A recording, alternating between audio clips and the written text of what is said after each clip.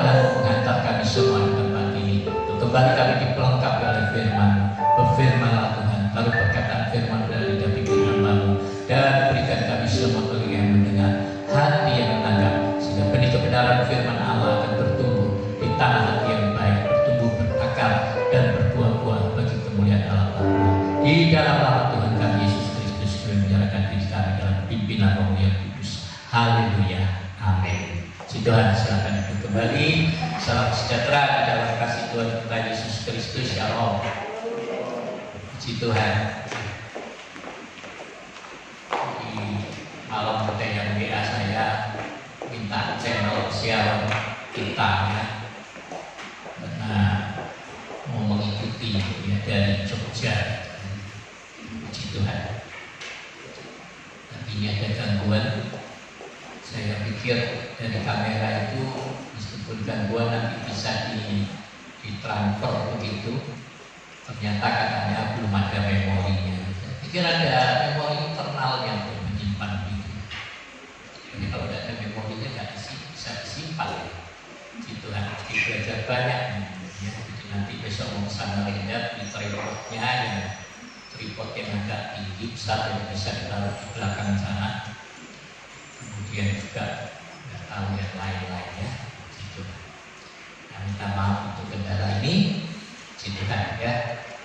Nah, Bapak Ibu Saudara, saya memperhatikan ya, berita-berita televisi, siaran-siaran di media-media sosial ya. Kelihatannya kita harus lebih berjaga-jaga dan berwaspada. Jadi saya percaya bahwa sungguh tanda-tanda kedatangan Tuhan itu sudah semakin dekat. Seperti yang pernah saya katakan, kita ini boleh saja berharap minta supaya Tuhan Yesus itu tidak datang di zaman kita. Boleh, namanya minta. Tapi permintaan kan tidak selalu dijawab, ya kan? Ada beberapa orang WA, Messenger, ya, Messenger. Ada orang yang saya kenal hanya di Facebook saja ya, yang minta perkenalan, tahu-tahu minta bantuan. Ya, ada yang seorang anak bapaknya sakit, ya, dia minta bantuan. Lalu ada yang katanya anak sakit, dia minta bantuan. Ya, saya biasanya kalau baru pertama itu saya kirim, sudah uangnya saya kirim ya, berapa saya bisa berikan saya kirim meskipun saya nggak kenal. Tapi kemudian saya perhatikan saya runut sampai setahun, ternyata fotonya tetap sama, foto bapaknya yang sakit. Sama, jangan-jangan sudah mati bapaknya, tapi fotonya masih dipakai buat cari sumbangan. Ya, ada juga pelayan-pelayan Tuhan dengan penginjilan di desa-desa ya. Jadi belakangan ini saya juga lebih berhati-hati di dalam memberikan bantuan, saudara. Ya, jadi ada yang ya mengaku begitu pelayanan di desa-desa. Saya katakan coba hubungi teman saya ini, dia akan bersedia membantu, sebutkan nama saya, tidak usah 3 kali, 1 kali saja, nanti dia akan bantu. Tapi ternyata kemudian dia tidak menjawab itu. Oh, ini orang hanya sekedar cari-cari uang dengan memanfaatkan ya kemurahan hati anak Tuhan begitu. Sekarang ini ya. Nah, ini hal yang lain sebenarnya. Jadi maksud saya adalah bahwa dunia ini berjalan semakin cepat, ya. Firman Allah semakin digenapi, ya. Dan kalau kita sekarang yang mengupami di Facebook itu kemarin itu soal akhir zaman masih ya, waktu awal pandemi ini. Tapi sekarang itu lebih ramai di dalam perdebatan masalah-masalah teologis yang buat saya nggak perlu diperdebatkan sebenarnya. Karena yang paling penting buat saya adalah bagaimana kita melakukan firman di hari ini. Buat saya nggak penting itu masa lalu, nggak penting apa penciptaan zaman, nggak penting tentang Allah, asal mulanya dunia ini, buat saya itu nggak penting. Perlu diketahui, tapi nggak penting. Bahkan menurut saya kalau kita tahu tentang zaman akhir pun, silakan itu perlu, tapi nggak penting buat saya. Buat saya yang terpenting adalah bagaimana kita menggenapkan firman dalam hidup kita. Bagaimana kita menghadirkan firman di dalam hidup kita, di dalam perbuatan kita, di dalam pikiran kita, di dalam perilaku kita hari ini. Tuhan inginkan firman itu menjadi daging di dalam diri setiap kita. Dulu firman itu menjadi daging di dalam tubuh Yesus. Tapi sekarang Allah sudah mendelegasikan firman. Allah memberikan rohnya itu kepada setiap saudara, kepada setiap kita orang percaya dimanapun kita berada di muka bumi. Allah memberikan rohnya di dalam hidup kita. Karena Yesus sudah tidak ada di bumi. Kitalah anak-anak Allah yang ada di bumi. Kitalah anak-anak Tuhan, anak Elohim yang ada di bumi. Ya. Maka melalui kita dunia ini seharusnya mengenal Yesus. Maka buat saya tidak penting perdebatan-perdebatan teologis. Tapi yang paling penting adalah bagaimana menghadirkan rupa Yesus, menghadirkan kasih Yesus melalui kehidupan setiap orang percaya. Sudahkah kasih saudara nyata buat keluarga, buat tetangga, buat siapapun yang ada di dalam hidup saudara? Ya. Makanya saya sempat marah ini bulan. Karena saya mendengar ada seseorang yang beribadah di sini tapi tidak jadi berkat di rumah. Saya marah. Orang tuanya majelis di gereja lain. Anaknya ibadah di sini. Tapi tidak mau jadi berkat di rumahnya. Ini yang buat saya marah. Saya nggak suka saudara datang hanya memanasi bangku gereja. Saya nggak suka kalau kita hanya bertahun-tahun beribadah bersama di sini, tapi tidak ada pertumbuhan dalam hidup kita. Saya selalu katakan, saya senang kalau jemaat ini diberkati Tuhan, usahanya berhasil, menjadi kaya, saya senang.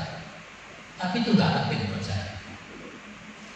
Yang terpenting adalah buat saya adalah bagaimana saudara bertumbuh di dalam Tuhan. Bagaimana kita menjadi dewasa di dalam karakter kita. Bagaimana kita diubahkan dari hari ke hari. Hari kita siap kalau Tuhan datang, kapanpun Tuhan datang. Tapi jangan persoalkan kapan Tuhan datang. Itu bukan hal yang penting.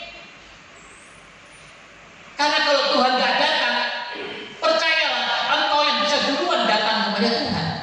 Dan hari-hari ini banyak orang yang siap sudah pulang sama Tuhan. Banyak pendeta-pendeta yang lalu mengusir-usir corona hari ini sudah pulang sama Tuhan.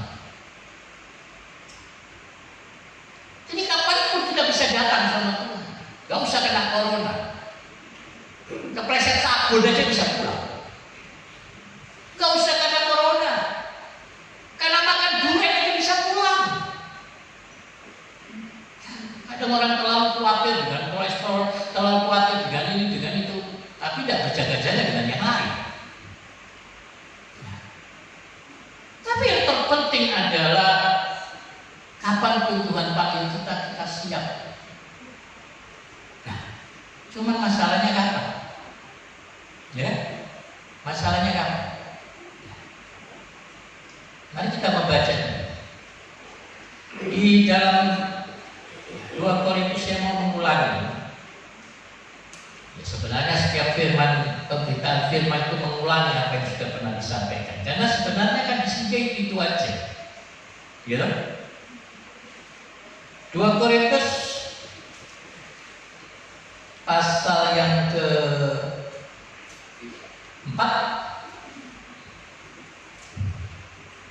2 Korintus pasal yang ke-4 ayat yang ke-16 sampai ayat yang ke-18 dulu. Sebab tentu kami tidak tawar hati, tetapi meskipun manusia lahiriah kami semakin merosot, namun manusia batinnya kami dibaharui dari sehari ke sehari. Sebab penderitaan ringan yang sekarang ini mengerjakan bagi kami kemuliaan kekal yang lebih segala-galanya, jauh lebih besar daripada penderitaan kami. Sebab kami tidak memperhatikan yang kelihatan, melainkan yang tak kelihatan, karena yang kelihatan adalah sementara, sedangkan yang tak kelihatan adalah kekal. Jadi apa yang saudara perhatikan selama ini? Bukankah kita lebih cenderung memperhatikan apa yang kelihatan? Hari-hari ini adalah hari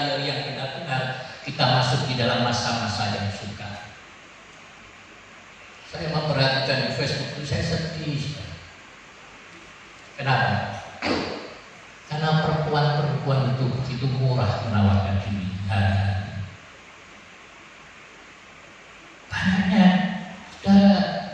wanita-wanita yang menawarkan diri untuk usaha 25.000, 50.000 untuk mempertontonkan aurat. Ini sangat menyedihkan. Hari-hari ini banyak orang kehilangan pekerjaannya dan dunia ini sedang menuju pada resesi global. Bukan oleh karena kesalahan perhitungan bisnis, tapi oleh karena corona. Semua kegiatan bisnis terhenti.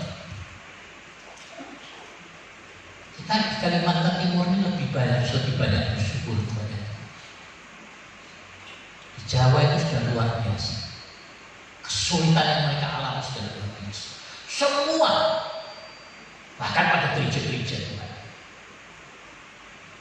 Gereja-gereja itu banyak yang nggak siap menghadapi. Banyak yang nggak siap kehilangan sumber pencaharian gereja. Ya, tapi harusnya gereja belajar. Gereja di Jawa itu terlalu banyak bikin acara hura-hura, undang artis, bikin acara nggak perlu. Begitu kena corona, kegiatan ibadah berhenti. Waduh, saya kasih. Itu teman-teman di Surabaya. Semua PKPK-nya terpotong sampai 70%. Nah, ini ya betul banyak yang nggak siap. Mereka nggak disiapkan untuk menghadapi situasi seperti ini. Saya perhatikan teman-teman saya yang agak siap ya, jualan makanan dan lain-lain. Tapi gereja nggak siap. Makanya yang menyedihkan waktu corona ini saya perhatikan, kalau dulu ada waktu gerejanya masih mampu gitu ya, ada gempa bumi atau ada apa, banyak sekali spanduk berseliweran nasi dari Tuhan, ya. Acara-acara sosial diadakan oleh gereja-gereja, pasar murah. Begitu kena corona, jemaat saja tidak bisa dibayar. Ini jawab. Dan maka kita masih beruntung di sini. Apa yang kita perhatikan sekarang? Dunia ini sudah menuju pada akhir. Maka saya berpikir bahwa resesi yang terjadi ini sedang mempersiapkan satu hal yang ditakui gereja, antikris. Waktu awal masa pandemi corona ini, waktu mulai viral tentang antivirus, tentang vaksin, lalu ada berapa batuan, jangan terima itu vaksin, itu ada Bill Gates yang sudah merencanakan lama-lama itu dimasukkan di vaksin. Yang benar aja. Nggak mungkin vaksin ditanamkan chip 666 itu. Chip 66 itu tanda ekonomi. Kita memang sedang menuju ke arah sana. Chip itu semakin kecil sekali, nanometro. Memuat apa? Memuat data kependudukan kita. Memuat semua data kependudukan kita. Memuat semua data keuangan kita. Kita sedang menuju ke sana. Sekarang kalau saudara dapat SIM yang tebal, SIM itu sudah bisa buat belanja di rumah, bisa buat beli pulsa. SIM tebal saya sudah lihat. Nanti KTP kita akan menjadi seperti itu. Ketika mungkin satu sentral dari Bank Indonesia semua menggunakan diatur. Jadi semua bank tersebar. Sekarang kan kita integrasi, kalau kita ke ATM manapun kita sudah bisa mengirim uang. Kalau zaman dulu kita mau kirim uang mesti cari bank kita. Kalau banknya nggak ada, nggak bisa kirim uang. Tapi sekarang lewat ATM manapun bisa. Nanti semua terintegrasi dalam satu chip saja. Itulah sebabnya kitab Wahyu mengatakan tanpa tanda ini orang tidak bisa membeli dan menjual. Orang bisa dilacak keberadaannya dimanapun juga melalui. Nah, tapi kita dengan kartu itu bisa hilang. Maka orang sudah mulai memikirkan dan tanpa disadari mereka sedang berjalan di dalam kebenaran itu. Maka akan chip ini akan bisa ditanamkan di dalam tubuh manusia. Ya, contoh-contohnya sudah ada di Inggris, sudah ada supermarket yang memberikan tanda keanggotaan mereka melalui chip. Nah, mati lampu. Nah, nyala lagi. Nah, tanda-tanda zaman ini. Jadi saya percaya ini satu hal yang penting Bapak, untuk kita tahu. Ya.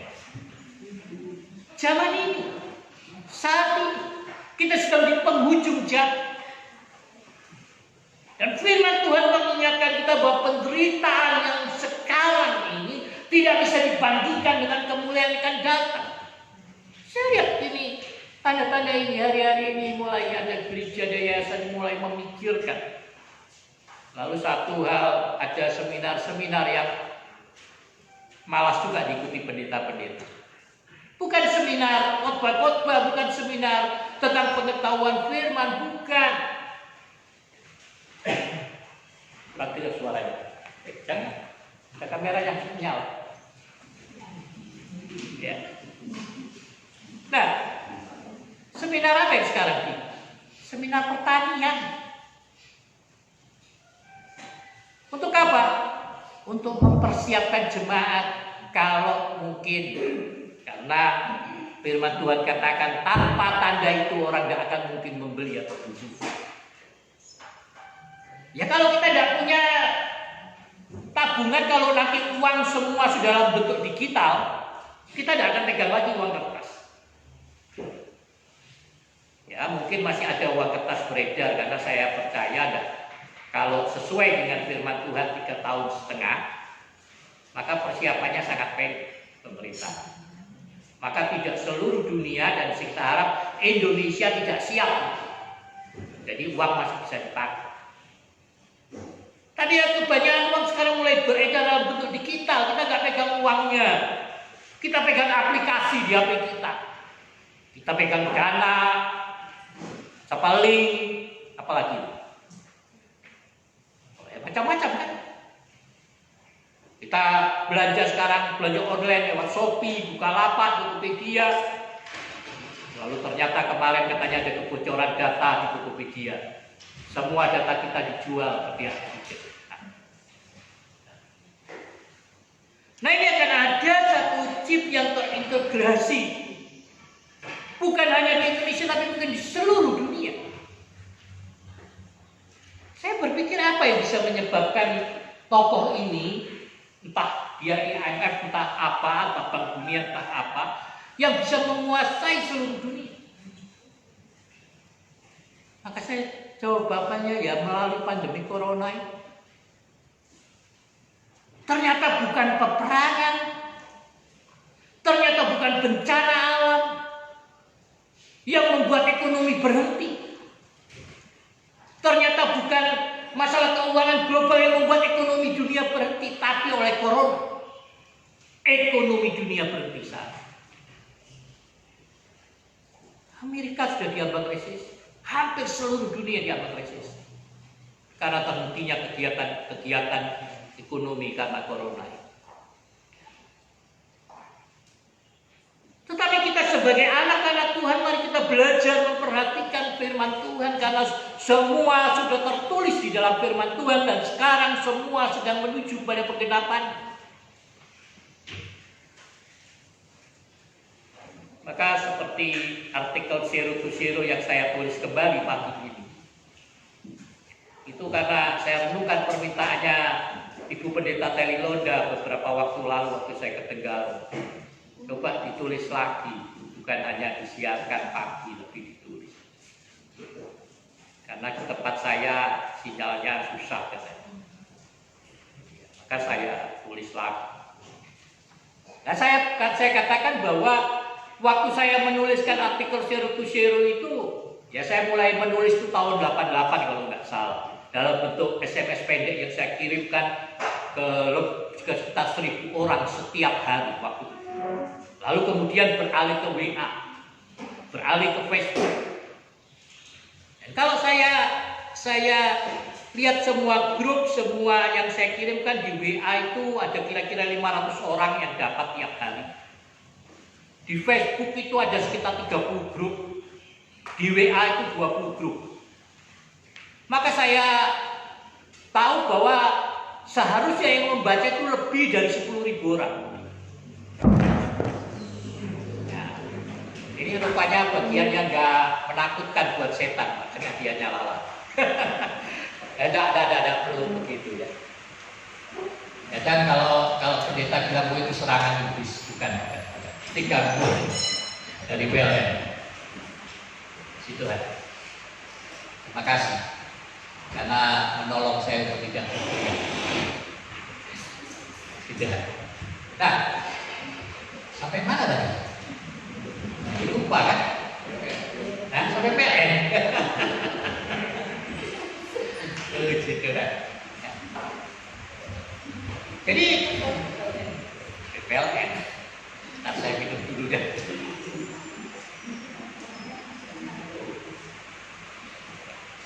Ya sudah. Jadi dunia ini sudah menuju pada akhir. Tapi ingin tenang dan kiamat. Kiamat masih jauh, masih lama. Kenapa? Karena kita menceritakan tentang kerajaan 1000 tahun damai. Jadi tunggu 1000 tahun damai itu baru ada kiamat. Dan jadi bagaimana pemerintahan antikris mempersiapkan diri? Mungkin kesulitan dan global ini akan memaksa dunia, dan moga-moga Indonesia tidak ikut untuk berhutang kepada satu badan keuangan yang kemudian memaksa untuk seluruh dunia mengikuti satu program ekonomi bersama.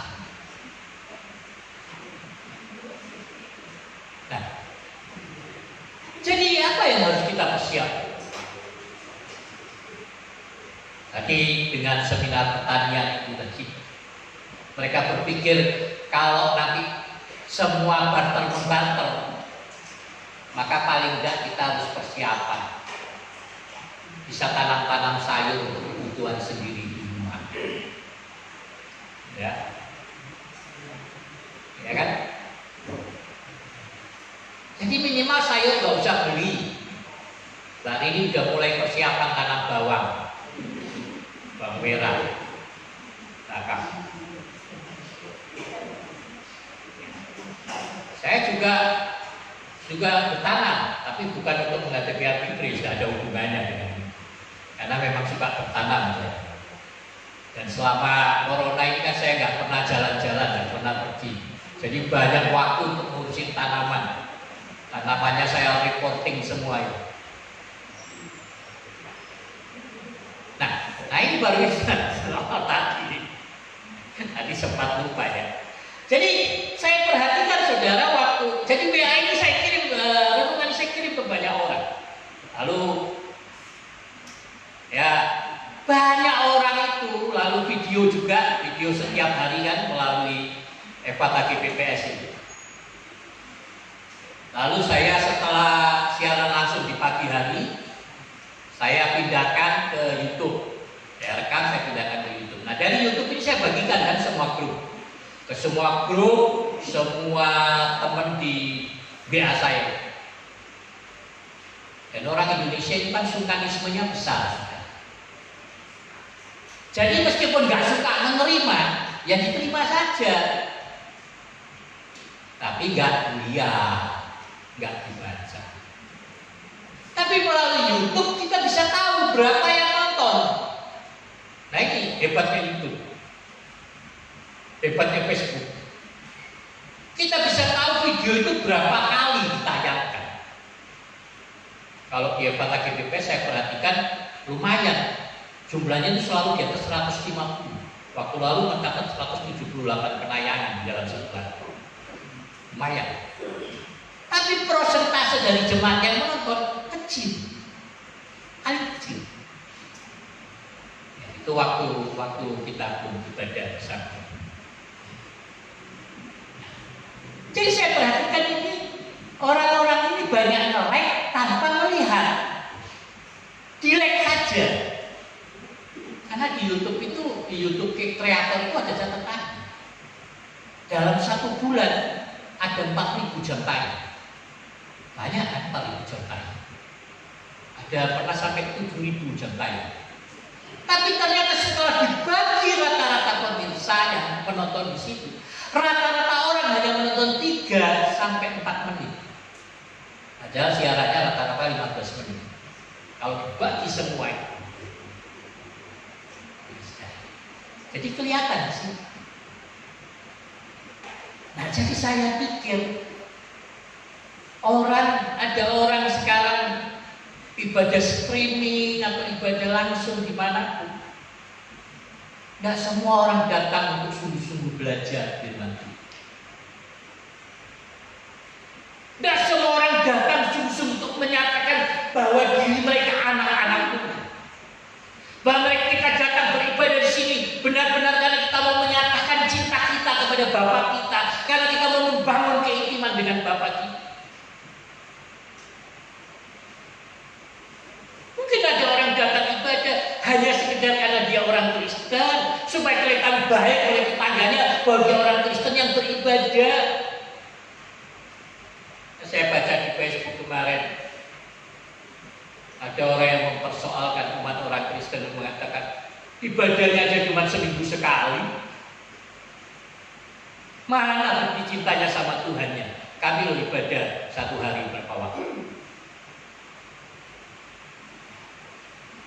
Seminggu sekali kok tidak bisa ibadah. Ya seminggu sekali akhirnya kita datang ibadah. Saya bilang sama anak-anak yang mau baptis itu,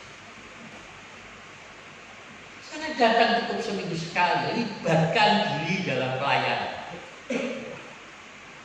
Kita kalau mau bertumbuh dewasa di dalam Tuhan, itu bukan hanya datang beribadah, tapi kita harus mau memberikan hidup kita. Untuk apa? Untuk melayani. Itu kunci kedewasaan. Orang dewasa adalah orang yang melayani. Kalau kau cuma datang duduk diam dengar duit, itu anggota DPR. Ya, katanya. Tapi kalau kita datang duduk diam dengar firman lalu pulang, selesai, kita tidak akan pernah kemana-mana. Kita hanya diam di tempat. Kunci kedewasaan itu adalah melayani. Hidup untuk memberi, hidup untuk berbagi, baru mau bisa bertumbuh jadi dewasa. Maka kalau kita datang hanya sekedar manasi bangku gereja, menjadi tua di gereja, nggak ada gunanya. Nggak ada gunanya. Kenapa? Karena siap tidak siap, mau atau tidak mau, kita harus persiapkan diri.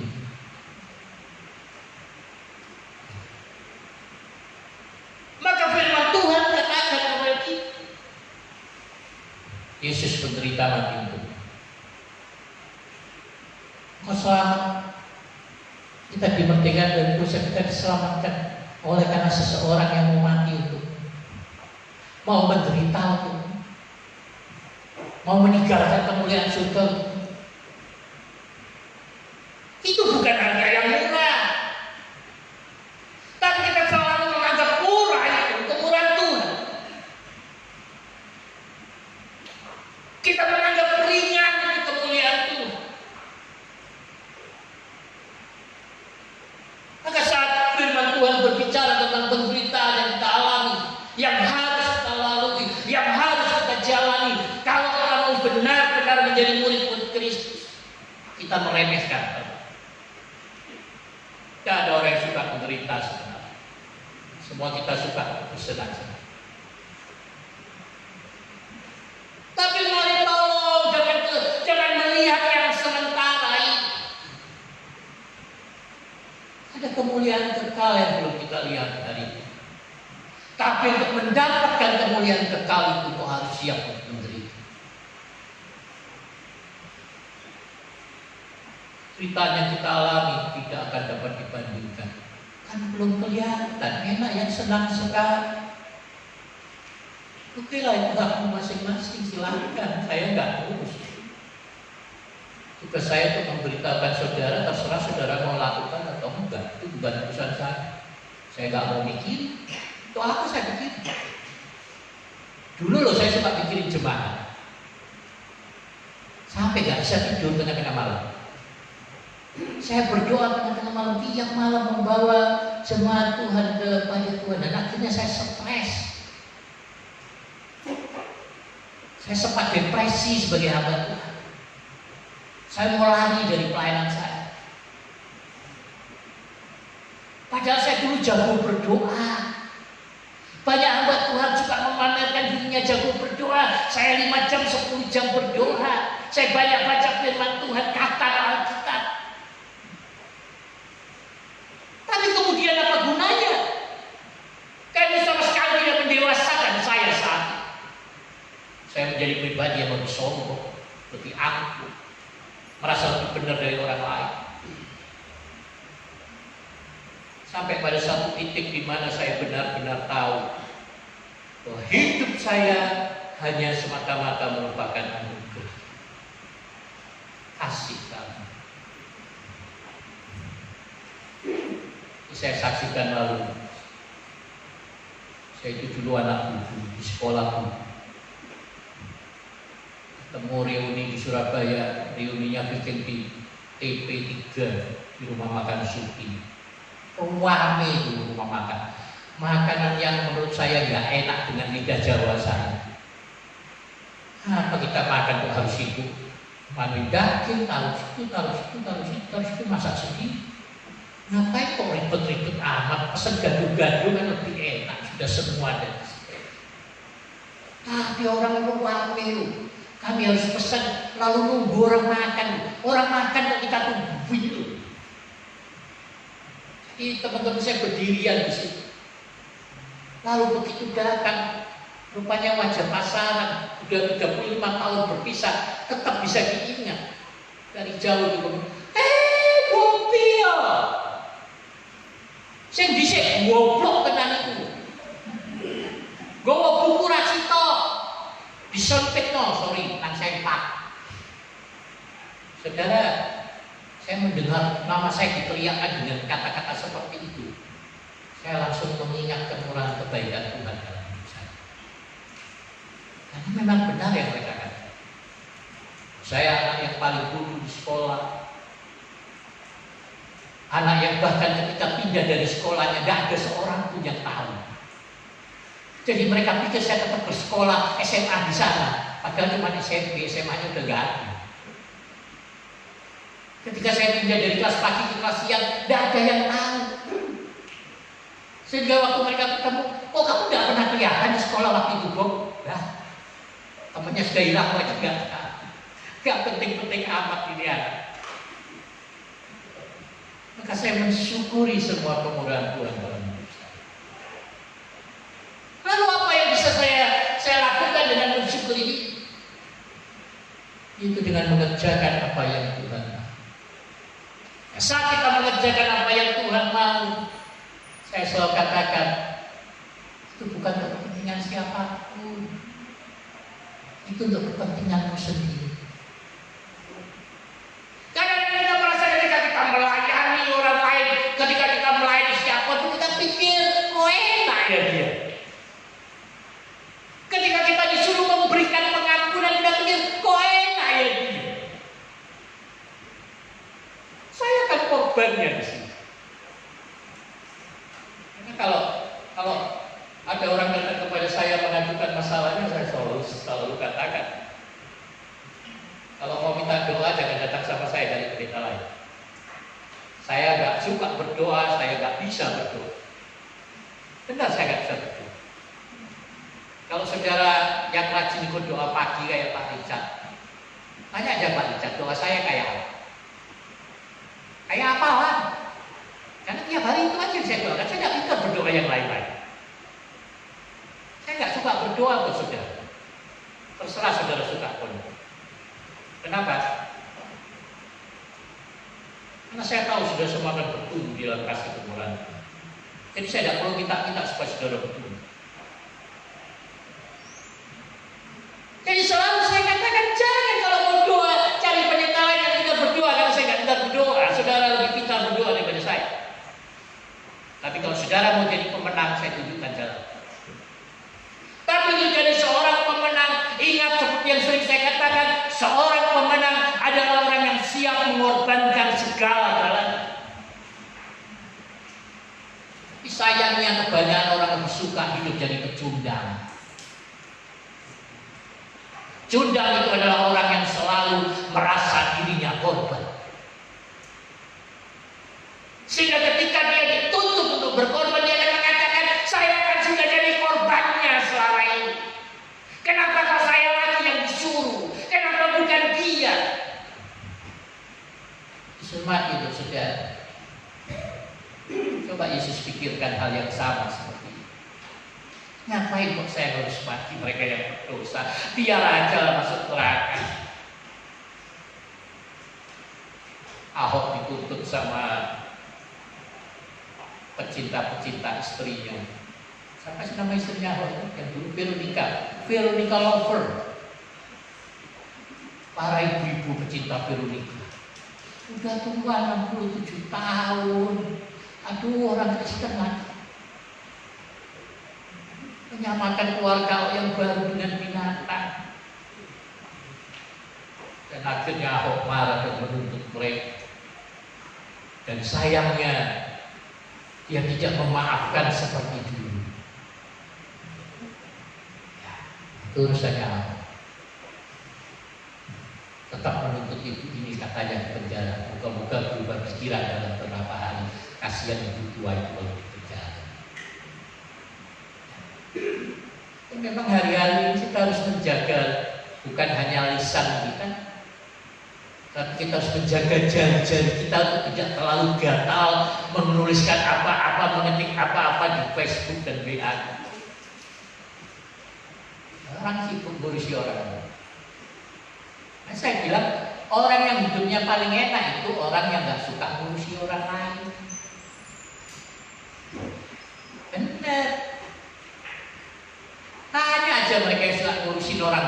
Nggak bukan ngurusin data, ngurusin di pikiran aja, sumpah pikiran. Dulu saya suka ngurusin orang, sekarang enggak. Udah serahin sama Tuhan, biar Tuhan urusan-urusan. Enak saya hidup sekarang. Dulu loh saya sakit-sakitan, langganan dokter, langganan rumah sakit. Hari-hari bebas. Firman Tuhan katakan hati yang gembira adalah obat yang manjur. Sudah tahu itu bahasa aslinya? Bukan bicara obat, imun. Hati yang gembira adalah imun, antibodi yang manjur. Jadi kuncinya nggak kena corona itu gampang. Bergembira. Mari kita bersukacita, bikin hati gembira. Ya. Mau tahu caranya bergembira, pergi sama Pak Arso berburu katrok. Pasti bergembira. Tapi mari bukan bergembira karena berburu. Bergembiralah karena Tuhan. Kita bisa tetap bersukacita di tengah-tengah kesukaran yang sulit. Saya selalu katakan boleh mengalami kesulitan, kesukaran. Orang hidup itu harus sekali-sekali mengalami kesulitan untuk belajar menjadi dewasa. Tapi jangan pernah kesusahan, karena itu masalah hati. Ya. Mari kita lihat Yesus yang dalam firman Tuhan dengan gembira mempersembahkan dirinya menjadi korban. Luar biasa. Yesus bergembira. Padahal dia mati untuk kita di kayu salib, tapi dia bergembira. Kenapa? Karena pengorbanan yang mengerjakan keselamatan. Kan itu berarti kita harus bergembira. Karena justru bergembira justru karena kesukaran. Rasul Paulus mengingatkan kita akan ibu yang melahirkan, yang kesakitan yang begitu luar biasa saat orang melahirkan. Tapi ketika anak lahir, kegembiraan besar menutupi segala penderitaan. Maka hari-hari mari kita persiapkan diri kita untuk hal bukan yang terbaik tapi yang terburuk. Maka saran ini hanya saran saja. Kita kasih pengeluaran yang nggak perlu. Misalnya, jangan terus meningkat, keinginan-keinginan itu ditunda. Anda butuh saran-saran ya untuk mengurangi biaya dapur, tanaman sendiri, tanaman sayur. Ya.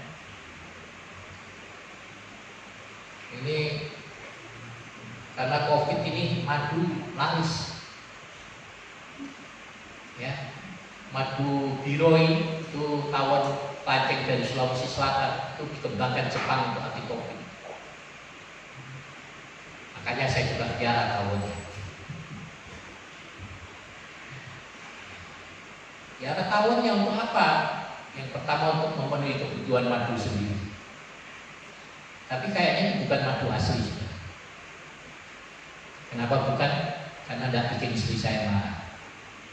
Biasanya kalau madu dibawa pulang istrinya bisa marah. Katanya itu madu asli. Kalau saya. Tapi artinya hari ini kita harus berpikir kreatif. Ada orang-orang yang meminta bantuan saya, lalu saya bilang, saya nggak bisa membantumu kalau kamu minta uang kepada saya. Tapi saya akan memikirkan usaha apa yang bisa kamu jalankan. Dan saya akan membantumu sedikit uang. Nah ini soal mentalitas. Ada yang tetap nggak mau.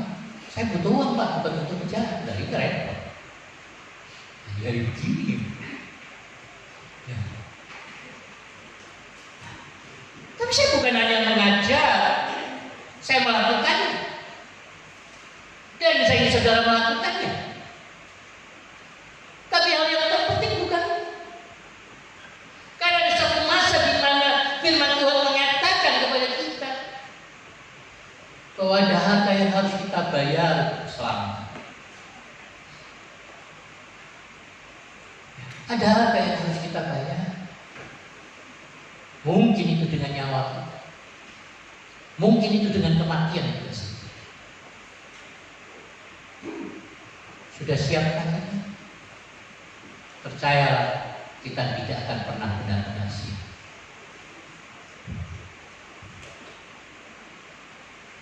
Jadi saya bukan ingin saudara mempersiapkan diri untuk itu. Tapi saya ingin saudara hari ini ketika kita masih dapat dikatakan sebagai hari ini, jangan keraskan hatimu seperti pada hari perhentian. Mari kita bertobat. Mari kita benahi hidup kita.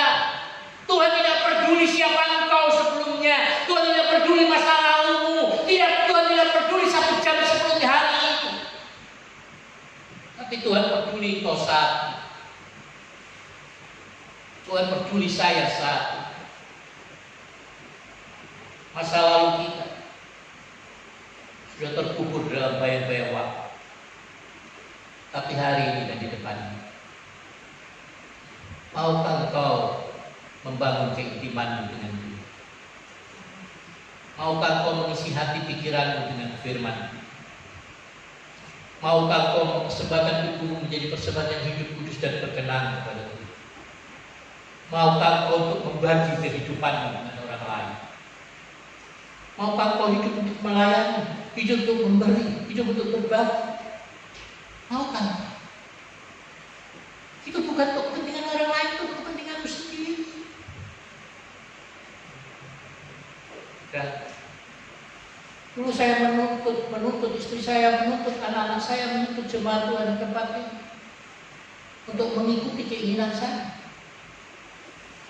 Tapi semakin saya menetapkan standar kehidupan yang tinggi, saya berdoa, saya berpuasa untuk itu, saya tidak memperolehnya. Semakin lama saya semakin kecewa.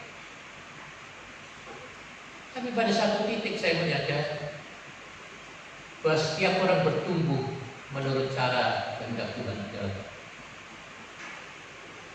Tidak ada pertumbuhan yang terlalu cepat dan tidak pertumbuhan yang terlalu lambat. Pada akhirnya semua kita ketika hati kita sungguh-sungguh berpaut kepada Yesus, ketika hati kita terus membuat Yesus menjadi keteladanan dalam hidup kita, ketika kita belajar untuk selalu mengatakan kepada orang lain, ikutilah teladanku sama seperti aku mengikuti teladan Kristus, maka cepat atau lambat kita akan seirama dengan Yesus. Seperti saya dulu dengan istri saya, kami baru menikah, berjalan berdua, berbicara. Tidak lama kemudian saya sadari saya sedang berbicara sendiri. Ketika saya menoleh ke belakang, berapa meter di sana istri saya berduduk. Kenapa tidak bisa mengikuti jalan cepat saya? Tapi hari ini nggak tahu siapa yang lebih cepat, siapa yang lambat. Karena hari ini kami bisa berjalan bersama. Kita mengikut Tuhan kadang kita merasa tertinggal.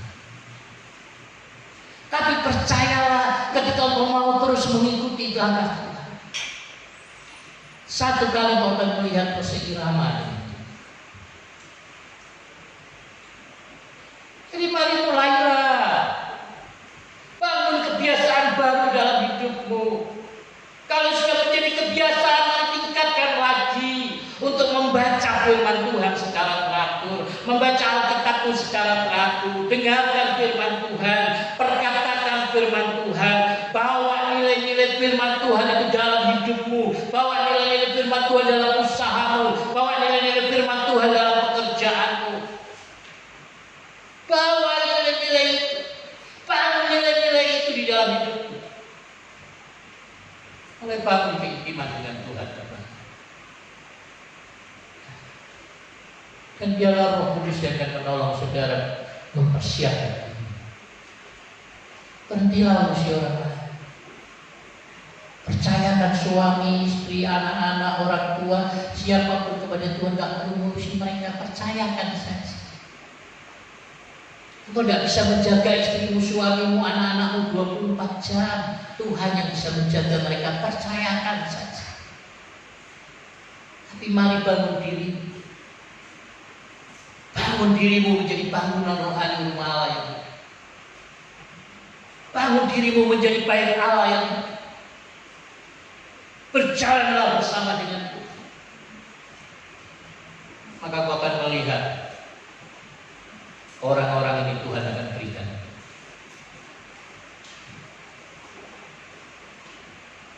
Kita akan memperingati kematian Yesus. Ingat Dia yang bersalib. Saya tidak akan memprediksi masa depan, saya tidak tahu. Tapi buat saya, mari kita persiapkan. Banyak gereja mempersiapkan Tuhan datang. Jangan khawatir kita tidak akan dianiaya. Jangan khawatir kita tidak akan masuk antikris. Kita akan terangkat di surga. Tapi sayang menurut mereka kekudusan pelayanan itu hanya di dalam ruang gereja. Kekudusan tertutup dalam ruang gereja. Sukacitanya tertutup dalam ruang gereja. Cukup aktif melayani, setia berkorban ke gereja untuk pendeta, cukup. Pendeta sekarang kayak endorse berjalan, memamerkan semua produk orang lain.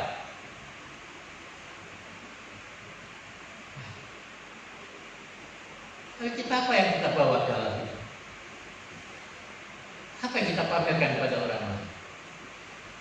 Tidak ada apapun kecuali nilai-nilai kebenaran. Saudara membangun nilai-nilai itu akan membawa penderitaan, percayalah. Siapa yang bilang ikut Yesus mudah? Jadi orang Kristen gampang, tapi ikut Yesus ada harga yang harus kau bayar. Barang siapa mau menjadi muridku, ia harus pikul salib, sangkal diri, dan ikut aku. Itu bukan jalan yang mudah, saudara. Jadi orang Kristen gampang. Mau jadi murid Yesus, apalagi mau jadi pewaris kerajaan Allah. Maka marilah kita melihat ini kembali. Penderitaan ringan sekarang ini akan mengerjakan kemuliaan Anda. Mari jangan melihat apa yang terlihat. Mari kita nikmati hari-hari ini di dalam kebaikan. Jangan simpan uang, depositokan uang, simpan untuk nanti masa tua. Boleh, tidak berarti tidak boleh deposito, silahkan. Menyimpan emas boleh. Jaga-jaga dengan emas karena katanya nilai uang berubah tapi emas tidak berubah, silahkan. Tapi jangan semua simpan di sana sampai kau lupa untuk menabung, sampai kau lupa untuk membantu orang lain, sampai kau lupa untuk melayani keluargamu. Karena nganggap dan kalah pencuri bisa membongkar segala pencuri. Karena di mana hartamu berada, disitulah hatimu. Maka taruh hatimu di dalam kerajaan surga. Taruh hatimu dalam kerajaan. Saya belajar untuk menabur dari sejak saya tidak memiliki apa-apa. Dari sejak saya mulai melayani, saya mulai belajar menabur. Sampai hari ini saya nggak kaya. Saya belum punya mobil, belum bisa bangun rumah dengan uang sendiri. Bukan nggak bisa, belum sempat. Kenapa? Karena ada prioritas yang lain. Saya menginginkan yang di sana siap untuk saya. Saya mengajar melatih anak saya untuk siap di sana. Maka ayo nikmatilah hari ini. Hiduplah untuk hari ini, bukan nanti esok. Jangan bilang nanti tua enak, gak ada orang tua itu enak. Udah gini orang makan susah. Enak apanya? Jadi kalau mau traktir makan saya, traktirlah hari ini. Jangan tunggu saya tua baru traktir saya. Haleluya. Mari siapkan. Hari ini seperti biasa saat kita memperingati kematian. Ingat kebaikan Tuhan. Yesus yang sudah mati. Dan Yesus berkata, sama seperti aku telah mati dan menyerahkan nyawa bagimu, demikian juga engkau pun wajib menyerahkan nyawa bagi saudara-saudaramu. Itu bicara soal pengampunan. Masih ada simpan kebaikan hati pada saudara, pada orang tua, pada teman, pada ibu, adik, kakak, istri, suami. Apapun yang dia perbuat bagi tidak dapat dibandingkan dengan apa yang telah Yesus buat dalam hidup. Penderitaan yang dia buat dalam dirimu tidak dapat dibandingkan dengan penderitaan yang telah kau buat bagi Yesus. Maka kalau Yesus mau mengampunimu, tidakkah kau mau mengampuni mereka hari ini? Maka bawa nama setiap orang yang melukai hatimu, bawa nama setiap orang yang merugikanmu, bawa nama mereka sekarang di hadapan Tuhan dan ampuni. Firman Tuhan katakan, orang yang membenci saudaranya adalah seorang pembunuh manusia, dan seorang pembunuh tidak memiliki hidup kekal. Firman Tuhan kita mengatakan, kalau kau mengampuni dosa orang, maka dosa orang itu akan diampuni di hadapan Bapa. Tapi kalau kau tidak bisa mengampuni dosa orang itu juga tidak diampuni di hadapan Bapa.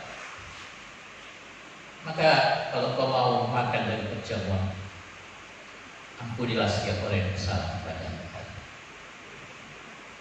Kalau kita sudah mengampuni orang lain, barulah kita bisa memohon pengampunan kita sendiri. Sebab di dalam doa Bapa kami dikatakan, ampunilah kami sama seperti kami juga mengampuni dosa orang yang bersalah. Jadi jangan datang meminta pengampunan kalau kau sendiri belum bisa memberikan pengampunan. Karena kau pembunuh di hadapan Tuhan, bukan pembunuh fisik, pembunuh jiwa.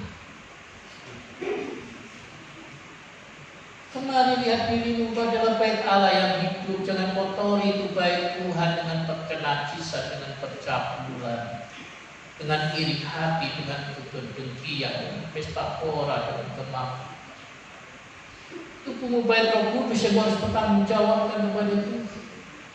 Ciptakan habitat yang tepat untuknya, maka Roh Kudus akan membawa dirimu kepada kemuliaan.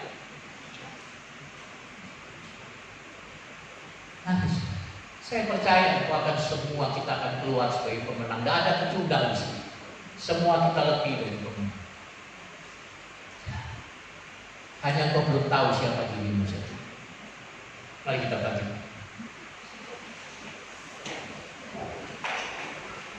Haleluya.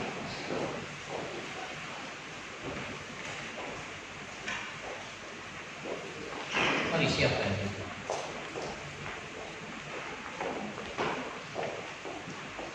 Tadi renungkan firman Tuhan. Ampuni saudara.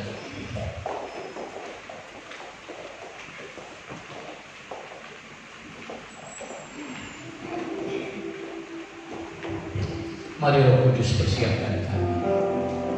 Mari Roh Kudus kekurapan turun atas kami. Lembutkan hati. Beri kami roh keberanian di tempat mati untuk bertindak di dalam nama Yesus. Mengampuni orang-orang yang bersalah.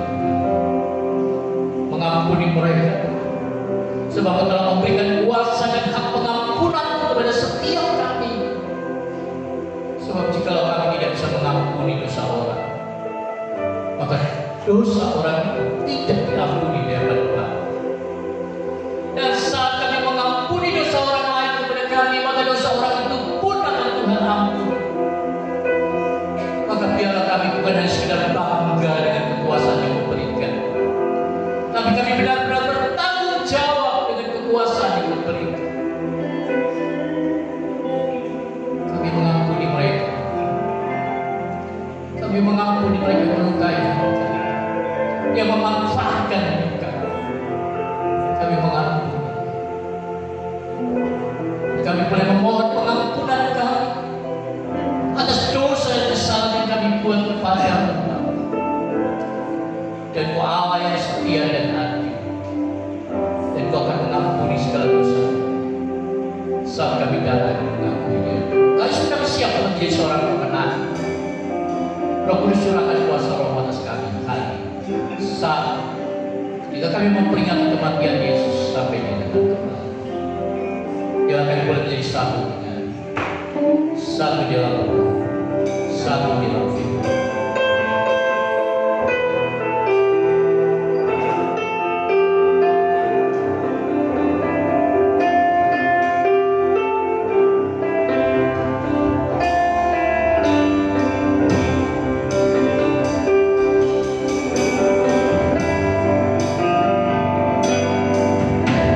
Satu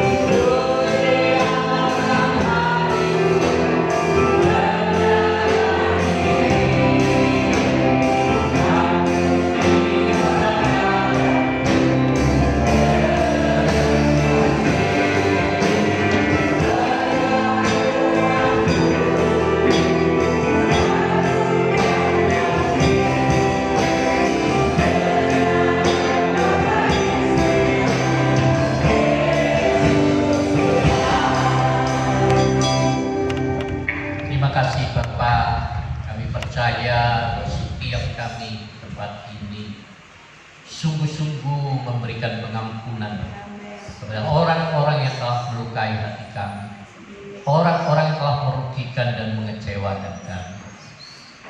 Dan kami bersyukur untuk pengampunan-Mu atas hidup kami, sehingga kami boleh sama-sama berdiri di hadapan Tuhan tanpa takut, tanpa cacat, tanpa kerut atau yang serupa dengan itu. Karena darah-Mu yang sudah menguduskan dan menyucikan kami, melayakkan kami Tuhan untuk bersama-sama memperingati kematian Yesus sampai Yesus datang kembali. Engkau menguduskan, melayakkan kami untuk mengambil bagian dalam perjamuan ini Tuhan, sampai kami nanti tiba pada pernikahan anak domba Allah yang mulia. Terima kasih Bapak. Kami bersyukur untuk para pelayan-pelayan Tuhan yang menghambakan diri pagi ini untuk melayani saudara-saudara. Tuhan memberkati, mengurapi setiap kami. Dan kami memperhadapkan roti dan air anggur, merupakan lambang daripada tubuh Yesus yang dipecah-pecahkan, yaitu roti hidup, firman Allah yang menjadi daging di dalam tubuh pribadi Yesus. Firman Allah yang akan menjadi daging di dalam tubuh dan pribadi kami masing-masing. Dan juga air anggur bukan lambang daripada darah Yesus yang tertumpah di kayu salib untuk penyucian segala dosa. Hidup kami diperbaharui, dipulihkan oleh darah Yesus. Kami mau bersekutu dan bersatu dengan tubuh dan darah. Maka kami perhadapkan roti dan air anggur ini kepadamu Bapa, di dalam nama Bapa, Putra dan Roh Kudus, dalam nama Tuhan Yesus Kristus. Taruhkan berkat-berkat-Mu di atasnya, sehingga ketika saat kami makan dan minum, kami sadar kuasa firman Allah dan kuasa darah-Mu menguduskan, menyucikan, membawa kami untuk berjalan bersama-Mu. Terima kasih Tuhan, terima kasih Engkau melayakkan kami di dalam nama Tuhan kami Yesus Kristus. Haleluya, amin. Silakan duduk.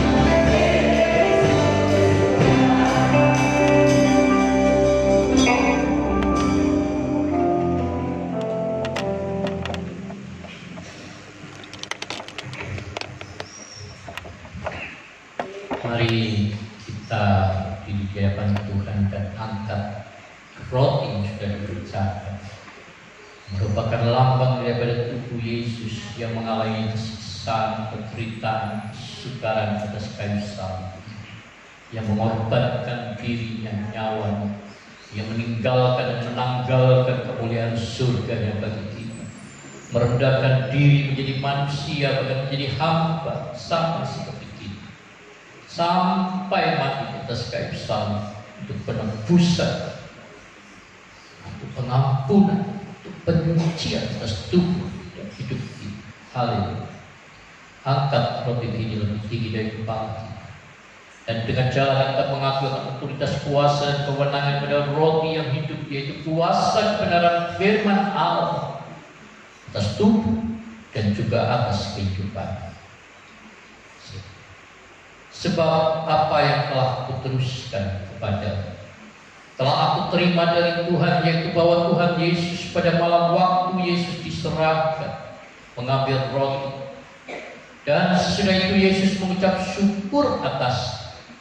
Yesus memecah-mecahkannya dan berkata, inilah tubuhku yang diserahkan bagi kamu, perbuatlah ini menjadi peringatan akan aku.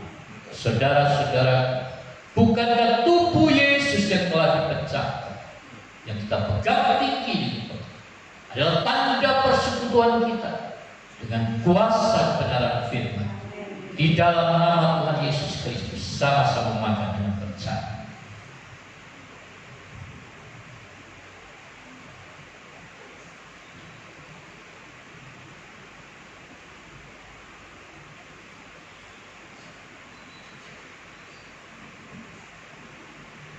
Haleluya. Mari setelah makan angkat salib yang berisi air mani, merupakan lambang daripada perjanjian yang baru yang dimeteraikan oleh darah Yesus, pengorbanan Yesus dengan karya salibnya. Haleluya. Angkat ini lebih tinggi dari kepala kita, dan dengan jalan ini kita mengakui akan otoritas kuasa dan kewenangan daripada kuasa darah Yesus yang telah menyucikan, menguduskan, dan memperbaharui kehidupan kita. Haleluya. Demikian juga Yesus mengambil cawan sudah makan lalu berkata, cawan ini adalah perjanjian baru yang dimeteraikan oleh darahku. Perbuatlah ini setiap kali kamu meminumnya menjadi peringatan akan aku. Saudara-saudaraku, bukankah kita diselamatkan bukan oleh karena jasa-jasa kita, bukan oleh karena perbuatan baik kita, bukan oleh karena apa yang sudah kita berikan kepada Tuhan, tapi kita diselamatkan semata-mata oleh karya kasih karunia di dalam karya kematian Yesus di atas kayu salib. Di dalam nama Yesus, mari sama-sama minum dengan percaya. Kami mensyukuri setiap kebaikan Tuhan dalam hidup kami. Kami mensyukuri setiap kemurahan Tuhan dalam hidup kami. Kami mensyukuri setiap pengorbanan Yesus dalam hidup kami. Maka Tuhan, izinkan kami untuk mengerjakan kehendak firman dalam hidup kami. Izinkan kami untuk mengikuti jejak teladan-Mu di dalam hidup kami, dan berikan kami roh keberanian dari tempat yang mati. Berikan kami pada hari ini pengurapan yang baru untuk setiap kami, untuk memampukan kami mengikuti kehendak Allah, mentaati setiap kehendak Tuhan dalam hidup kami.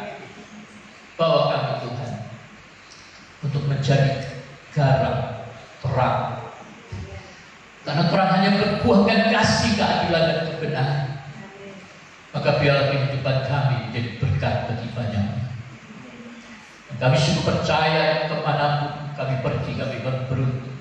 Setiap usaha pekerjaan kami akan berhasil, dan semua kami jamaah boleh menjadi berkat. Karena kami ada hidup untuk memberkati, kami ada hidup untuk berbagi, kami hidup untuk melayani, kami hidup untuk menjadi saksi bagi nama Tuhan. Biar orang mengenal karya Yesus dalam hidup kami, mengenal kebaikan Yesus dalam hidup kami, mengenal kasih Yesus melalui perbuatan kasih kami. Terima kasih Bapa, terpujilah nama Tuhan. Kami bersyukur kepada Tuhan. Terima kasih, berkati bangsa dan negara kami, berkati pemerintahan kami, berkati Tuhan Presiden kami Bapak Joko, Bapak Mahfud Amin sebagai wakil presiden, berkati para menteri MPR, DPR, BPD, Berkati pemerintah provinsi, kabupaten dan kota di seluruh Indonesia. Berkati kota-kota. Wali kota kami Punya Mulia, Bapak Wazir Rasim sebagai wakil wali kota. Berkati staf Pemkot, kecamatan, kelurahan, BPD pada Pupuk dan semua perusahaan-perusahaan yang berdomisili di kota ini. Berkati Tuhan. Berkati pekerjaan Tuhan di mana-mana tempat. Melalui PGI, KWI, Advent Tuhan, Katolik, dan semua gereja-gereja yang ada di Indonesia. Berkati pekerjaan Tuhan di GBPI di seluruh Indonesia. Terima kasih Bapak, terpujilah nama-Mu. Kau mentorehkan kebenaran firman-Mu dalam setiap hati dan pribadi kami. Kuat kuasa Roh-Mu yang kudus di dalam nama Tuhan kami Yesus Kristus. Haleluya. Amin. Si Tuhan silakan ikut kembali. Atas nama Tuhan Yesus Kristus sebagai kepala gereja di tempat ini, kembali kita patut mengucap syukur kepada Tuhan untuk persekutuan kita di saat pagi hari ini. Puji Tuhan. Ibadah raya kita nanti malam pada pukul 7 malam tetap disertai dengan perjamuan kudus, dan kita hanya menyiarkan ibadah kita secara streaming di pagi hari saja. Puji Tuhan. Kemudian hari Rabu kita sudah mulai dengan kaum pria kita. Ya. Jadi hari Rabu kita akan mulai dengan kaum pria, kaum bapak. Tolong bapak-bapak ya untuk bisa hadir dan juga untuk menyelesaikan tunggakan arisan.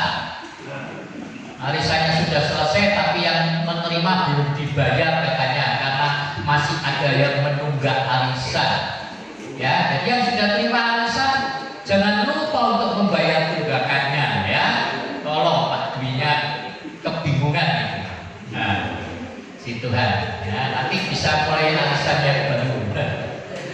Dan diselesaikan. Jadi hari Rabu pukul 7 malam ibadah kaum pria ya. Jam 7 setengah 8 lagi. Hah? Mana pagi? Oh, setengah 8. Ya, oke, setengah 8 kaum pria ya. Puji Tuhan. Kemudian untuk pelayan minggu mendatang, saya harap BL sudah mulai doa ya. Kan juga ada banyak, bisa agak jauh-jauh sedikit. Masa ini latihannya nggak ada doa ini BL-BL-nya. Saya harap klien-klien Tuhan mulai berdoa kembali ya. Jadi pada yang lainnya mungkin belum jalan tapi BL bisa mulai ya. Jadi untuk pelayanan minggu depan 9 Agustus BL Ibu Epi, singernya Saudari Catherine, Saudara Brian dan Bapak Epi, kolektanya Saudari Kesia, Saudari Hesti, penerima tamu Bapak Ibu Anton. Hari Minggu tanggal 23 Agustus kita ada baptisan air dan ada ibadah penerimaan jemaat dewasa baru ya, tanggal 23 minggu ketiga 23 Agustus, untuk persiapkan buat anak-anak yang mengikuti baptisan. Ya, waktu datang baptisan nanti bajunya bebas, jadi kita baptisan jam 8 pagi di hari Minggu. Tapi bawa baju ganti kalau mau langsung, kalau mau pulang dulu nanti kembali pakai baju putih hitam ya. Baik pria atau wanita putih hitam, atas putih, bawah hitam ya. Mau putih-putih juga nggak apa-apa ya. Nanti yang putih hitam itu yang umum saya rasa ya. Puji Tuhan, Tuhan memberkati. Tolong anak-anak jangan lupa ya untuk foto 4x6 ya, dan isi formulirnya. Mana formulirnya Koni sudah berikan. Tuhan memberkati. Baik. Nah, Tuhan yang memberitahunya. Mari kita menabur bagi pekerjaan Tuhan di pagi hari ini.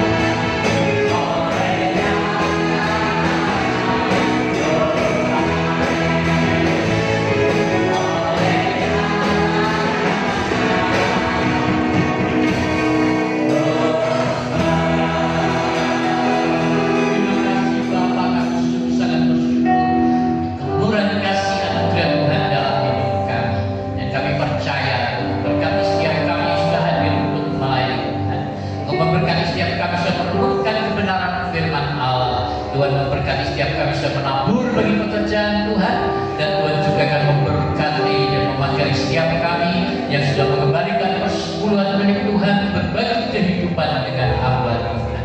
Maka setiap usaha pekerjaan rumah tangga dan setiap pribadi dengan pakai api Roh Kudus, kami mohon malaikat-malaikat Tuhan mengawal melalui kami dan kuat kuasa darah Yesus Kristus memberi hidup kami pribadi lepas pribadi, memperlengkapi kami kembali dengan perlengkapan senjata Allah, yaitu batu keselamatan, baju jirah keadilan, ikat pinggang kebenaran, kasut berkerelaan kita akan kecil damai sejahtera Allah, perisai iman untuk mematahkan balak dari si jahat, dan bukan yaitu benar firman Allah.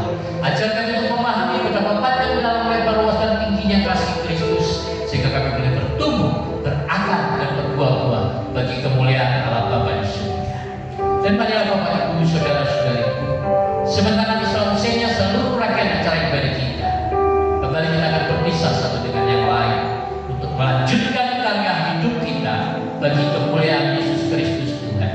Dan sekarang terima terlebih dahulu juga berkat kecintaan kasih sayang perkemuran pada Allah Bapa di surga, pertolongan dan sejahtera dan kasih karunia dari Tuhan kita Yesus Kristus, serta persekutuan Roh Kudusnya akan memimpin kita untuk masuk dalam seluruh kebenaran, bertumbuh dalam kepenuhan Kristus, menjadi dewasa dalam pengenalan Allah kita, sampai kita semua pribadi lepas pribadi boleh menjadi serupa dengan Tuhan kita Yesus Kristus dan mempersiapkan diri kita untuk dapat